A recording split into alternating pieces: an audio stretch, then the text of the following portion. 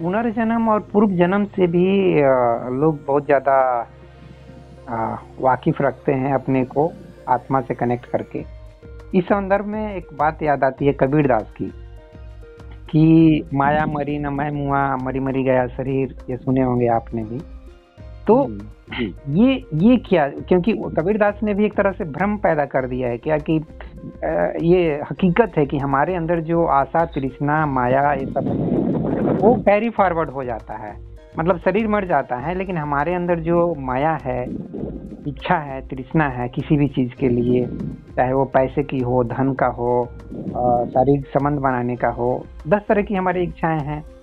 तो उन इच्छाओं को पूरा करने के लिए शायद हम फिर से पैदा होते हैं, या ऐसा ही कुछ तो कृष्ण भी बोलना चाहते हैं ना। और यही चीज शायद गौतम बुद्ध भी बोलना चाहते होंगे कि हमारी इच्छाओं की वजह से हमारा पुनर्जन्म हो जाता है, अदरवाइज आत्मा जैसी कोई चीज नहीं है। तो ये तीनों बातों में कुछ आपको कनेक्शन दिख रहा है? मैं डॉट्स कनेक्ट करने की सोच रहा हूँ, क्योंकि पहला तो ये कि कबीर साहब जैसे विद्वान व्यक्ति आत्मा परमात्मा के चक्कर में नहीं पड़े होंगे। ये बिचौलिए व्यापारी लोग अपनी रोटी सेकने के लिए उनके उसके ग्रंथों में हो सकता है मिलावट कर दी हो।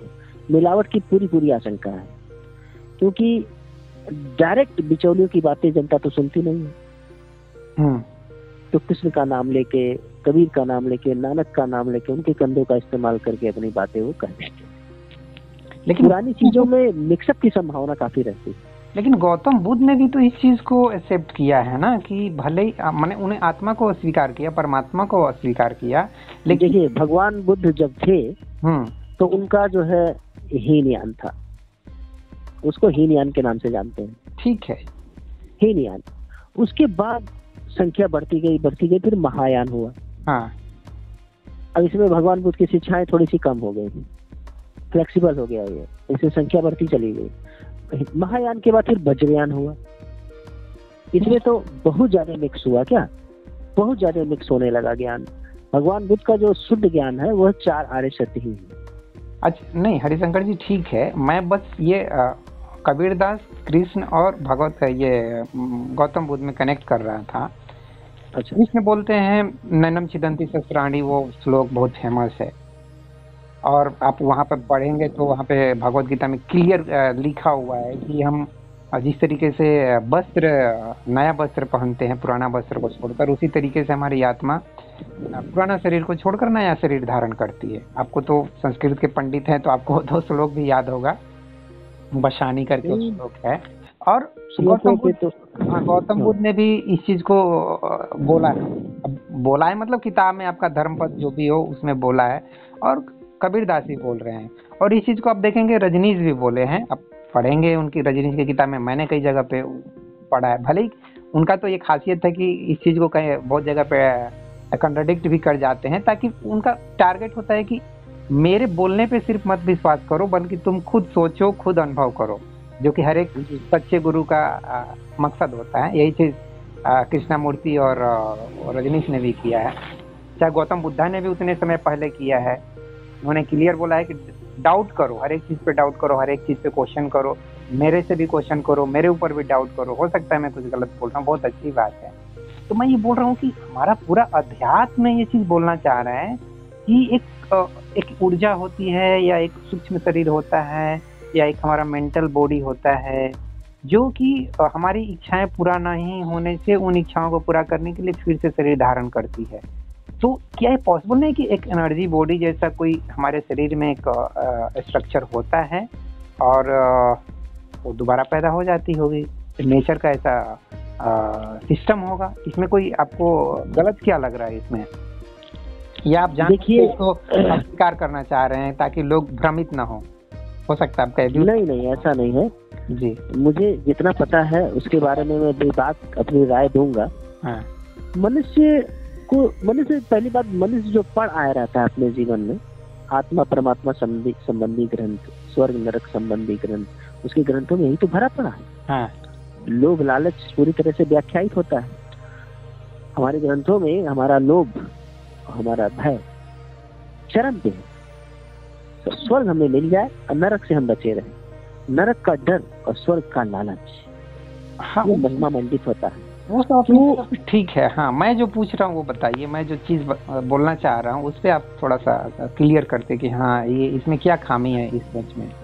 क्योंकि इस चीज़ के साथ मैं भी सहमत हूँ कि भाई नेचर में अच्छा है, क्योंकि मैं समझता हूँ कि उसी वजह से कुछ लोग इतने ज़्यादा इंटेलिजेंट पैदा हो जाते हैं। लाइक भाई कोई एक ही जन्म में कैसे आइंस्टीन जैसा इतना मतलब E इक्वल टू MC² जैसा इक्वेशन पे जाके सोचना, वो भी बिना कोई प्रॉपर एजुकेशन का। मतलब एजुकेशन है लेकिन उस बंदे को ना तो स्कूल में कुछ ज़्यादा इंटरेस्ट आता था पढ़ने में, ना ही कॉलेज में कुछ ज़्यादा इंटेलिजेंट स्टूडेंट थे। उनको जॉब भी मुश्किल से एक कलर की मिलती है, बहुत मुश्किल से मिलती है, नहीं कि फटाफट मिल गई, वो शायद रिकमेंडेशन से मिलती है।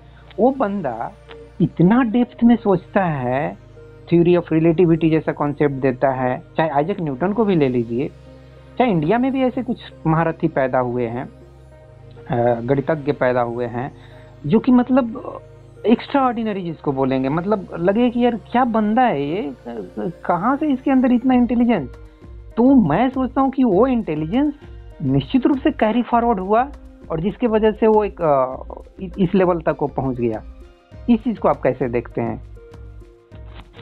देखिए, मैं इस संबंध में सारी धारणाओं को गिरा चुका हूँ, लेकिन आप पूछना चाह रहे हैं कि क्या आत्मा विकास के मार्ग पे बहुत दिनों तक चल के अपना संस्कार बना के ज्ञान अर्जित करके पिछले जन्म से जहाँ तक उसका ज्ञान समाप्त हुआ, फिर इस जन्म से वो फिर रेडी होती है, शुरू होती है। पिछला पन्ना पिछले जन्म में समाप्त हुआ, तो जहाँ समाप्त हुआ इसी जन्म में फिर वहीं से शुरू होगा। विकासवाद का जो सिद्धांत है, विकासवाद के मार्ग पे प्रत्येक मनुष्य, प्रत्येक जीव है, प्रत्येक कण है, धीरे धीरे विकास कर रहा है। जी जी।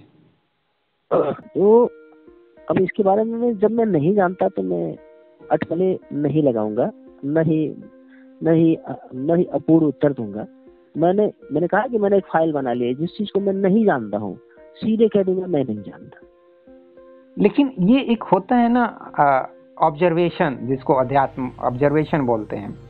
आपको जो चीज मैं बोला उस चीज को तो आप भी जानते हैं, और आपने अगल बगल में लोगों को देखते होंगे, तो उन सबको देख के आपको ऐसा नहीं लगता है कि ये बंदा ऐसा क्यों है यार, ये इस टाइप से लाइफ को क्यों जी रहा है। जैसे कि किसी को देखेंगे 15 साल के एज में ही बहुत ज़्यादा नशे में लत हो जाता है, या कोई वासना में बहुत ज़्यादा लीन हो जाता है, कोई पैसे के पीछे बहुत भागता है, शेयर मार्केट में बहुत ज़्यादा भाग रहा है, कोई पंडिताइन कर रहा है, कोई वेद पुराण में बहुत ज़्यादा इंटरेस्ट ले रहा है, कोई इंजीनियरिंग करके बाबागिरी कर रहा है। लाइक आचार्य प्रशांत को मैं बोल देता हूँ, वो क्यों बाबागिरी कर रहा है यार, वो IIT एग्जाम पास किया, UPSC किया, और रेलवे में जॉब मिल रहा था, रेलवे वाला जॉब करना चाहिए था, या कोई MNC कंपनी में जॉब करने, ये बाबागिरी क्यों कर रहे हैं? ऐसे मैं मजाक उड़ाता हूँ।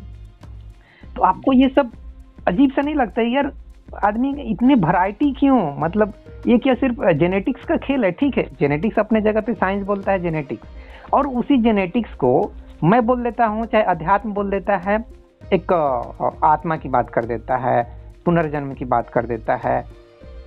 जो जेनेटिक्स वो बोल रहा है कि ये जेनेटिक मिक्सिंग ऑफ जीन्स है और इसलिए इतने वेरिएशन है, और अध्यात्म बोल देता है कि नहीं, ये आत्मा का एक एनर्जी फील्ड चल रहा है, एक एनर्जी बॉडी मूव कर रही है और इस तरीके से अपने को प्रकट करती है, अपनी इच्छाओं को। क्या आपको विरोधाभास लग रहा है कुछ मैं जो बोल रहा हूँ? बात आपकी सही है, तर्क भी सही है कि कोई क्लास में बालक एकदम इतना इंटेलिजेंट होता है, काफी बुद्धिमान होता है, जी जी, एक समान दोनों बच्चों को पढ़ाया जाता है, और दूसरा बालक एकदम बुद्धू होता है, बहुत बार बार समझाने के बाद भी उसको समझ में नहीं आता। जी बिल्कुल, तो बोलना चाह रहा हूं। तो इससे जरूर कहीं न कहीं ये साबित होता है कि उस आत्मा ने, उस व्यक्ति ने विकास के मार्ग पे काफी समय बिताया है और काफी अपना कार्य किया है, अपने ऊपर कार्य किया है, अपने को सार्थ बनाया है। तो भले ही उसमें कई जन्म लगे हों, शायद आप ये कहना चाहते हैं। जी जी, मैं वही चीज बोलना तो हो सकता है, लेकिन मैं पूरे दावे के साथ नहीं कह सकता, क्योंकि जिस चीज को मैं नहीं जानता मैं उसके बारे में बिल्कुल हाँ नहीं कहूँगा, और कोई जरूरत भी नहीं समझता मैं इसका कि मैं आत्मा को सिद्ध ही करूं। मैं अपने शरीर और अपने मन बुद्धि से संतुष्ट हूँ, मैं अपने आप से संतुष्ट हूँ, मैं ही आत्मा। अगर कोई आत्मा कौन है तो मैं ही आत्मा हूँ, मैं ही मन हूँ। मेरे लिए आत्मा का प्रश्न उतना बहुत ज्यादा नहीं है, मेरे लिए संसार और शरीर का प्रश्न सर्वप्रथम है। हाँ, आप अपनी जगह पे बिल्कुल सही हैं कि आप प्रेजेंट को सबसे ज़्यादा महत्व दे रहे हैं। प्रेजेंट को मैं भी सबसे ज़्यादा महत्व देता हूँ कि प्रेजेंट में ही हम लोग सब कुछ करते हैं। हम पास्ट में जाके कुछ नहीं कर सकते हैं, फ्यूचर में भी कुछ नहीं कर सकते हैं। हमको जो भी कर्म करने का मौका मिला है, समय मिला है, वो हम प्रेजेंट में ही कर सकते हैं। अपना जो भी उत्थान करना है, जो भी एवोल्यूशन करना है, अपने टैलेंट के ऊपर, अपने इंटेलिजेंस के ऊपर, सब कुछ हम प्रेजेंट में ही कर सकते हैं। प्रेजेंट का सबसे ज़्यादा महत्व मैं भी देता हूँ। लेकिन ये सब परिस्थितियों को, जो कुछ भी हम देखते हैं मानव जगत में, जो कि आप भी स्वीकार करें कि एक ही रूम में, एक ही क्लास में 2 बच्चे, और ऐसा भी नहीं कि उनका पृष्ठभूमि अलग है इसलिए ऐसा हो रहा है। जैसे कि कोई बोल देगा कि नहीं, किसी का माँ बाप डॉक्टर इंजीनियर है इसलिए वैसे हो गया, उसके पीछे जेनेटिक्स काम कर रहा है। ऐसा परफेक्ट नहीं है। कहीं कहीं पे दिखाई दे रहा है गरीब घर का बच्चा, माँ बाप मजदूरी करते हैं, रिक्शा चलाते हैं, वो बच्चा बिना किसी अच्छे स्कूल में पढ़ाई करके भी अपना टैलेंट दिखा रहा है, अपना इंटेलिजेंस दिखा रहा है। मतलब पृष्ठभूमि भी ज्यादा मैटर नहीं करता है, बैकग्राउंड भी मैटर नहीं करता है। तो ये सब चीजें निश्चित रूप से इस तरफ क्लियर इशारा करती है कि इस बंदे का, इस लड़के का एक निश्चित रूप से बैकग्राउंड होगा, जिस बैकग्राउंड ने उसके अंदर एक ऐसा सीड बनाया होगा, ऐसा रूट बनाया होगा, एक जड़ पैदा किया है, जो आगे चलकर इस तरीके से उसमें ग्रोथ हुआ, एक ऐसा पौधा निकला, एक ऐसा अंकुरन हुआ, जो आज हमको एक इस तरीके से, मतलब चाहे वो अब्दुल कलाम जी को ले लीजिए, चाहे लाल बहादुर शास्त्री जी को भी ले लीजिए, चाहे अम्बेडकर जी को ले लीजिए। अगर हम अपने देश की बात करें, क्योंकि केवल साइंस फील्ड को ही लेना जरूरी नहीं है ना, हर एक वर्ग के हम टैलेंट को ले सकते हैं।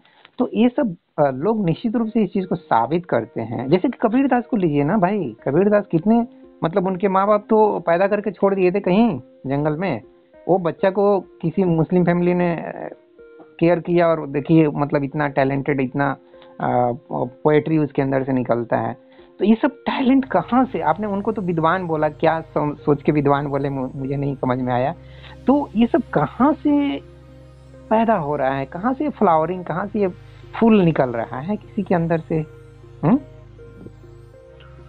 उपनिषदों ने एक श्लोक कहा है इसमें, पूर्णमदः पूर्णमिदं पूर्णात् पूर्णमुदच्यते पूर्णस्य पूर्णमादाय पूर्णमेवावशिष्यते। उनका कहना है कि जो पूरा अस्तित्व है, ये ब्रह्मांड है, ये पूर्ण है, और इस पूर्ण में से अगर कुछ पूर्ण निकाल लिया जाए तो भी ये ब्रह्मांड, तो भी ये अस्तित्व पूर्ण ही बना रहता है। जी जी।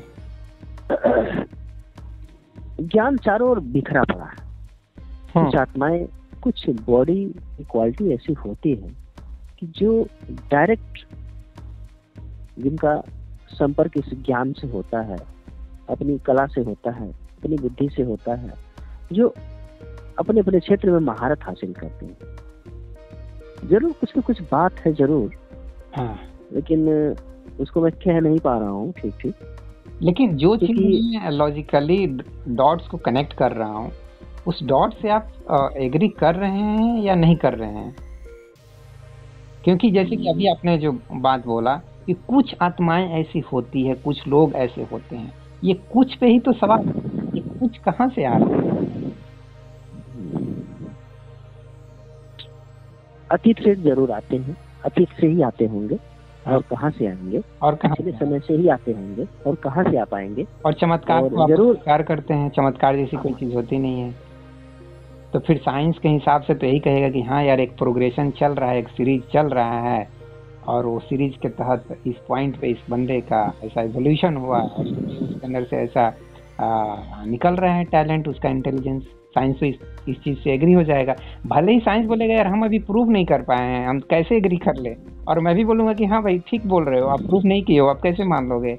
लेकिन डॉट्स कनेक्ट करने से अध्यात्म का, साइंस का, निश्चित रूप से ये रिजल्ट निकल के आ रहा है कि हाँ भाई, कृष्ण ने जो बोला है हजारों साल पहले बहुत सिंपल भाषा में, कि हम जिस तरीके से अपने पुराने वस्त्र को छोड़कर नया वस्त्र पहनते हैं, उसी तरीके से हमारा आत्मा जो है पुराना शरीर को छोड़ के जब हम जन्म लेते हैं तो फिर से नया शरीर धारण करती है।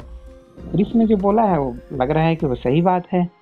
जी, मेरे समझ से आत्मा का संबंध ब्रेन से होना चाहिए।